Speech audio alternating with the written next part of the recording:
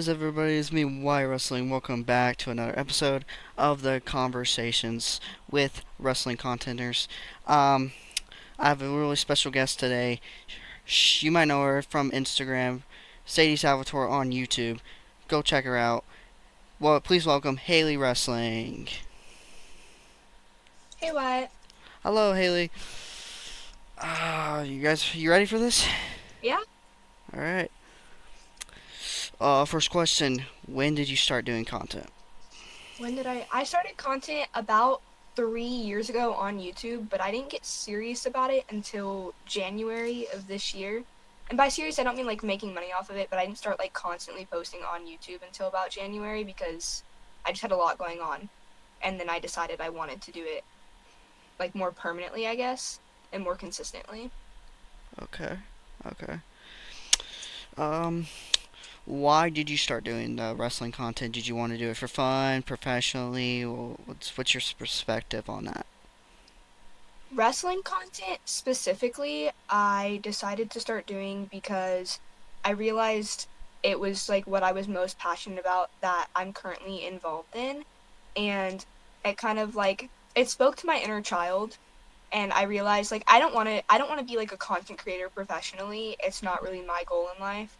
I want to wrestle like if I can. That's my goal. And content creation for wrestling is a really good door into that. And also, it's such a lovely community to be in. Like, everybody you talk to is so amazing. Nobody really judges you for any of your opinions. I mean, like, some things they'll judge you for, like, if you just really like a person that's really unlikable. But for the most part, like, the wrestling community is just so, like, accepting and welcoming. And that's kind of why I decided to start doing wrestling as a whole. I totally agree with you on that. My third question for you: what are some challenges you had to overcome on making content? I would say for me specifically, like the biggest challenge is the mental block that like kind of comes. I think it has a lot to do with like anxiety and like overthinking and stuff. You sit there and you start to make content and then you realize Oh yeah, there's 7 billion people in this world and any one of them could be watching your content and you don't know what they're going to think or what they're going to do. So I think for me it was definitely like overcoming that mental block like and going past it, realizing that I'm doing this for myself and not for anybody else's opinions on me, my like on me specifically, and like just like accepting the fact that this is what I want to do and I don't care about how other people feel about my content. oh yeah, yeah. The biggest challenges for me too is anxiety and not anxiety, but overthinking. That's what I get. Yeah. That's my big pet peeve is over overthinking. It's definitely one of the biggest challenges when it comes to content creation Oh yeah, because it if you let it take control of your brain, like you will not get content out. oh yeah, definitely. My fourth question: what is your favorite wrestling move and why is your favorite? So I'm very bad with favorites. I'm gonna warn you on that now. My favorite anything changes from day to day because I just can't choose. Mm-hmm. So today, currently, I would say the moonsault simply because it's such a pretty move. Oh yeah. Basically, anybody can do it if you can get like the right amount of force off the rope. And I mean, it's been used for so long now, and it's like you can use it as a finisher. You can use it just randomly in the middle of the match. Oh And yeah. I think that it's just like very like you can branch off a lot from that move specifically. And then if it wasn't that one, I'd have to go with the code breaker like today simply because I mean, I just like that move. I like how it's orchestrated. I Oh like how yeah. it's done. I like who does it. So that right now those are probably my main two. Yeah. The moonsault is a good move to use every day in wrestling. It's like you saw at Money in the Bank. Logan Paul used it off a second rope onto Jey Uso. You saw that. But Yeah. mine's got to be the Tombstone Pile Driver because nobody has really kicked out of it except for Shawn Michaels at WrestleMania 25. That's my favorite move of all time. It's a So good one, for yeah. sure. Well, number five. What is your favorite wrestling match or moment? But your favorite match today? Today, probably the custody match for Dominic actually with Eddie Guerrero and Rey Mysterio. I Oh yeah. think this one specifically for me is such a big deal because one, it's two luchadors going against each other, and some people didn't consider Eddie a luchador, but in reality he was. And then just like it was one of his last matches we had with him while he was still alive, and to me, like Eddie will always be on such a high pedestal as as a wrestler, as a person. Like he had such an aura about him, and he was like such a positive person. So I would definitely say like that match for me is probably one of my all-time favorites because it like was one of the last chances we got to see with Eddie. If I'm not mistaken, it was the last, like I could be wrong on this, but I'm pretty sure it was the last match Eddie and Ray had against each other was this custody match for Dominic. And Hmm. so I just think like kind of what it represents for the wrestling community is probably why it's my favorite. Oh yeah, the custody match of Eddie Guerrero. I rest in peace, Eddie. But that was a great match. My favorite, it's got to be the WrestleMania 28, The Undertaker versus Triple H in Hell in a Cell with Shawn Michaels as a special guest referee. That was that match. Yeah, That one I can't explain on that one, but that was amazing. that was three rivalries thrown in one match and made amazing. That was probably it's in my top 5 for sure. Hmm. Now question number 6. What is your favorite wrestling gimmick?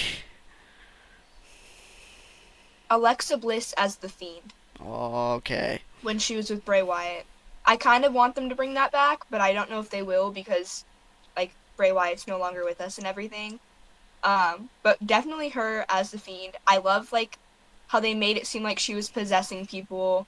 I love her doing the Sister Abigail. I just love everything about her character at that time. Like she was literally like a real life Annabelle doll. Like Annabeth, Hmm. like that's like what she gave. Hmm. And I just kind of like how she portrayed the persona and kind of like what all she did with the character and everything. So probably that one for sure. Oh yeah. Question 7. Favorite wrestling promotion and why? So if we're including WWE, it would be WWE simply because of how accessible it is. It's one of the Hmm. easiest wrestling promotions to watch, and like I said earlier, like it is it's my dream to be a wrestler, and if I ever get the chance to wrestle for WWE, like that is who I would choose. Hmm. So probably probably WWE if I was like sticking to like if that is included. If not, I would have to go with like Lucha Underground or Triple A because like I speak Spanish and so Yeah. I don't have to translate anything into English. I don't have to read English captions and just the high flying moves, like the danger in Lucha like in Lucha Libre is just so high and like the spots they do are so big. It's just like the whole match is just captivating, if that makes sense. That makes total sense. Triple A is it's a great wrestling promotion with all us luchadors. We just had Worlds Collide with them. It was amazing. Yeah, But if it was me, I would work for WWE. But if it was my second option, I would go TNA. TNA that's Wrestling. valid. Um, Question 8. What is the easiest thing to do on making content for you?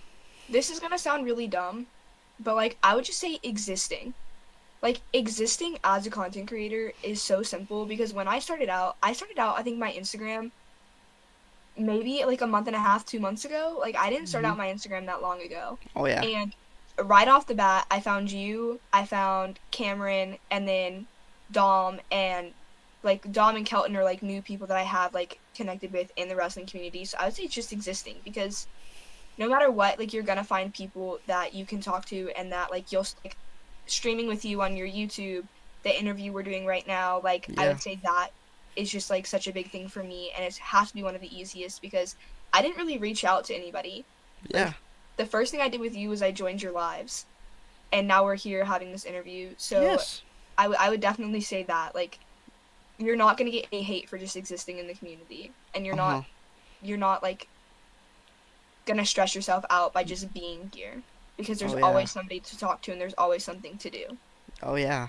Like me, I totally agree with you. Like for me, I started like a couple months ago, and then right off the bat, I found a bunch of people. I'm already in group chats. I'm already in verification. I'm like all there now, and Yeah. like I'm almost like I'm like 300 followers maybe. I don't know, but Yeah, I you'll think definitely you're get pretty up. close to 300. I'm in 320, I think, pretty much. but you will definitely will get up there where I'm at. Like you are gonna be there. I appreciate that. Thank you. Number nine, would you work for a wrestling promotion, and which one would you choose? You're probably gonna choose WWE, Yeah, I probably. kind of already touched on it. I would say like I don't know if I would straight up off the bat choose WWE as the promotion I want to work for, just because if you have looked at like what many people say from it, like they're like leaving WWE was one of the best things I ever did. Like how stressful it can be if you go into the company not knowing who you are as a wrestler and not knowing like where you stand in the wrestling community. So I would definitely say like starting out promotion I would want to have the opportunity to wrestle for Reality of Wrestling because that is where I do plan on training. And so getting to be on that indie circuit, which already Mhm. has so many connections to WWE because of Booker T, Mhm. like that would probably be the one that I choose simply because of I guess all like the connections that it does have and like it's close to my like it's 2 hours from my home, so it's not like I would still get to see my family and I would still get to see my parents and they don't Oh do yeah. traveling, like they wrestle in Texas and that's kind of where they stay. But like my ultimate dream like promotion, like if I could just choose out of a hat, would probably be WWE because I mean I feel like that's most wrestlers' dreams is to make it to WWE and like Mhm. just make it there and like even if you're only there for a couple of months and you get unsigned, like at least you know that you made it and you did have an impact. Oh yeah. Totally agree with that. Um, question 10, my last question, and then we're gonna play a little game I made. Um, who is your favorite wrestler of all time? All time great wrestler. So today, currently, I have four. Okay. I think about this question a lot, and I can never narrow it down to less than four. Four or three is usually where I sit. So if I had to go with like all-time wrestlers encompassing like from like the 2000s, because I'm not really gonna like I'm pretty sure Shawn Michaels did wrestle in the 1990s, Yes, he but like did. Shawn Michaels probably one of my top five for sure. I just feel like the persona he has, like the character he brings, he's Oh yeah.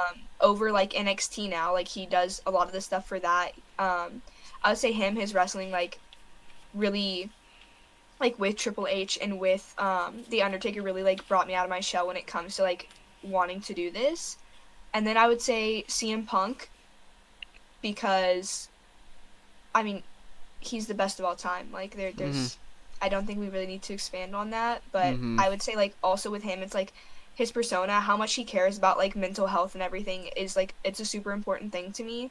So I really like how he like brings that into his character. And then might give me a little bit of hate. I'm like a huge fan of Rhea Ripley and Liv Morgan. I can't choose between the two of them. Like if it came to that, I would just not like either of them anymore Oh yeah. because I can't choose. So Oh I'd say yeah. definitely like Rhea, the same thing as CM Punk, like mental health and like the impact wrestling has on your body is such a huge thing for her and that is so important to me because I want to know like where I'll stand if I do make it that big. Like when I'm in my 30s, like when I'm in my 20s, like how like it's going to affect me and just her reaching out and like talking about it and stuff is such a huge thing. And then Liv Morgan, like, she was a high school dropout and she still made it to WWE. Like, she went back and she got her general education diploma, but like, she like went out and she made it to WWE after dropping out of high school, working at Hooters for like years. She didn't really have any connections to the business except for the person that trained her. Mhm. So, like today, currently, those are probably my top four. Okay. All right. Okay, we're gonna play this little game I made. It's gonna be blind ranking those NXT Women's Champions without knowing who's next. This is top six. Okay. So, first person I'm gonna go with it's Roxanne Perez. You know, I'm gonna be nice and I'm not gonna put her in the last spot. I'm gonna put her at five. Five. Okay. I do not like Roxanne Perez, like at all. Rhea Ripley. Two. Two. Okay. I'm gonna regret that. Shayna Baszler. Four. Four. Okay. Mandy Rose. Six. Because I don't remember ever seeing her wrestle. Okay. Stephanie Vacchia. One. And the last woman, Sasha Banks. Three. I'm actually okay with it. I'm completely happy with your list on this because I would have gone Stephanie Valkyr with one. I agree with that.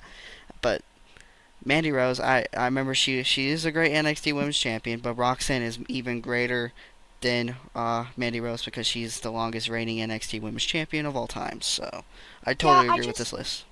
I can't like I like Roxanne like as a person and everything. I've said it on my Instagram before. I don't attack people's like I don't attack people themselves. It's just like their characters that they play and their personas that they are. It doesn't make sense to me like the whole Judgment Day storyline right now. Mhm. And when I started watching NXT because we didn't have the CW for a while, like when I started watching it Uh huh. again because I used to watch it when I was I think like when I was 10 to when I was 13 I watched it and then I Yes. got back into it when I was 16. I like Roxanne was like already like she was champion and then now she's in like she's on main roster and I just don't like who she's playing on main roster. And so I think that kind of like brings her down on my list of people simply because I don't like who she plays. Okay. Okay. If that makes any sense. That makes a lot of sense. Um, but Haley, thank you for coming out. Yeah, thank you so much for having Um, me. the we talked about your content. We talked about about wrestling. We played a little game, and thank you for coming out. And we're gonna play a little music before you go because it's the fun way to do it. Okay. So,